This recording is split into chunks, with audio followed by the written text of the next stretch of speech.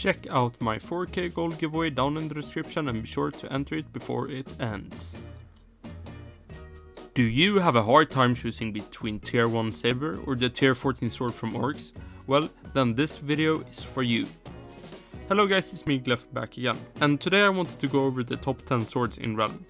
Since I've played a lot of Paladin recently, I have been used to different swords and now I'm going to rank them in a top 10. Since there are only 16 different UT or ST swords in the game, I will include tiered items here as well, because with a lot of UTs there will be some trash items. Honorable mention. I only have one honorable mention for the sword list, and it's the Henchman's Claymore. It is optimal to use with a combination of a ring, preferably the Mayhem Medallion, which boosts your DPS. It is a middle ground of a pixie and a demon blade and isn't really that special, but works as a substitute for each. Number 10. Sword of the Acclaim. One of the most infamous and OG sword there is. This was once an expensive sword and the main sword when you rolled abysses all days with the demon blade.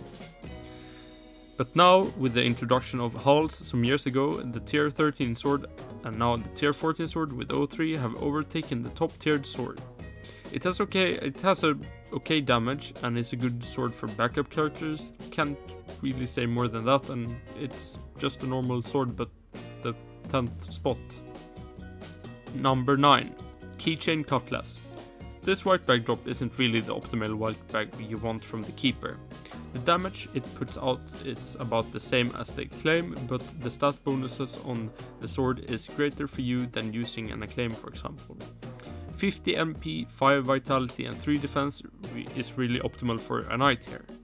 Using this on a knight with the eye ring from High Tech Terror and the sea shield from Fungal and then a Resu is the optimal set for tanking stuff for a maximal time with the sea shield. It's also one of 2 swords that has an 8% fame bonus, which is very useful for maximal fame again on bosses, for example. The other sword that gives 8% is the Sword of the Divinity, and we will come to that sword later in the video. Pirate King Cutlass. Now here's one of my favorite swords. The damage is decent and beats acclaim. The passive stat you gain is where the sword shine, in my opinion. You get plus 3 speed and minus 2 defense. While the extra 3 speed maybe doesn't sound that impressive, I think it's enough to make a paladin a lot faster since it has a base speed of 55. And a warrior while buffed with a tiered helm gets plus 6. Combining this with the speed ring like Snake Eye Ring or UB speed gives you a lot more speed when you want to be speedy. The sword also has a 0.2 less range than an acclaim, for example, but I think it beats it with the damage and extra speed, and is a very good sword in my opinion, and I would use this on a class just to get the speedy. Number 7. Demon Blade. One of the swords in the game with the most damage. The problem with this is that the range where you hit both shots are very short. The true range of the Demon Blade is 1.37 tiles, which is really short. But if you play this sword correctly in phases where you can stand on the boss, you can easily make a lot more damage than you would have done otherwise with a Splendor or an Acclaim or a Colossus sword. The problem is that you have to know the phases where you can stand on the target. Many people, including me, prefers the Pixie sword, which has the true range of 1.87 tiles, which is 0.5 more, and it feels more usable and has more advantages in the game, and it's just a safer alternative for a tank weapon like this. Number 6. Sword of Splendor. This sword has my favorite sprite out of any tiered sword, beating even tier 14. It was released with the highly anticipated Lost Halls release back in 2017, and was a welcome sight when it came to the tiered item game. Unfortunately, it was kept untradeable but still counted as a tiered item. It is a very reliable sword that beats the Cutlass on enemies above 20 defense, so it is good for larger bosses that has plus 20 defense if you have a Cutlass. Also, it's good on backup characters if you have some, but I feel like this is a rarer sword than the tier 14. I don't know why Deca kept the drop rate of this in halls and on the mini bosses very low, but I feel like it's rarer than even a tier 14. Number 5. Pixie Enchanted Sword. Another top 10 list, and of course we have to include an overduped item like a Deca Ring on the ring list. The Pixie was the main sword before people got hold of Colossus, Splendor and newly released Cheerful Shipper. It has a very good range and a good amount of damage on enemies below 30 defense. Many people use the sword as an overall round sword for the long time due to the increased range, even though the true range is 1.87 tiles. It is the highest damaging sword to use on any target on 0 defense, so it's a great sword for Oryx 3 staggers where he stands still and his armor broken. Number 4. The Cheerful Shipper. This recently released item has sparked a debate on which is better to use, Cheerful Shipper or Pixie Sword. Both of the sword has the same style, but the Shipper has 3 shots instead of 4. But on defense, 5 defense and above, the Shipper has actually more DPS than the Pixie, which is why I choose it as number 4. The bullets also stays for, I would say 0.5 or 1 second at the end, which could be useful for stacking shots on an incoming enemy, granting you a little bit more damage and securing you that top damage on 03. Number 3. Sword of Majesty. This is the new tiered endgame sword for Realm.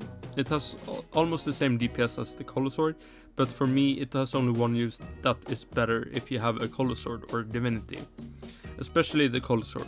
When you get a bard buff in larger groups, your shot pattern becomes very weird and could result in you missing shots. So then it's a great option to use the tier 14 sword due to extremely easy shot pattern, which is just a straight line. It's a reliable sword, it looks nice, and it has 7% fame bonus, so not 8 as the Divinity or the Keychain Cutlass. I think it would be better if it had 8%. But it's a still nice, cool looking sword, and it's number 3 on the list. Number 2. Sword of Divinity. This is one of the coolest swords we have ever gotten in Realm. It both got the ability to hit single targets and shoot crowd control. The beam that strikes on the apex point deals a lot of damage and is affected by your attack. The beam can also go through walls, which is useful in dungeons like Fungal. It is great for bosses that have other minions going around the boss itself, and for people that has a problem aiming the beam, it's not that hard to hit. The sword is great for clearing godlands and other dungeons, but I think the Colossus sword is better at boss fights due to the reliable one shot and long range of the sword. The Colossus sword also takes the prize when it comes to being berserk due to the beam not coming down faster and is fixed on a timer, and that could be a problem.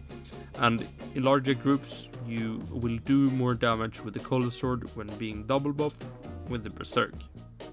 So I feel like you can go back and forth with Divinity and Colossus sword, but I feel like the Colossus sword just wins as a better boss fight weapon. Number 1. Sword of the Colossus. The best sword in the game. Straight on hand the sword looks weird, but it has a great range of 4.5 tiles. That's 1 tile more than a tiered sword and 0.5 more than the Divinity. It has the best damage on enemies with 40 defense or above. Even though the Demon Blade does more damage, it is more safe to use than the Suicidal Sword.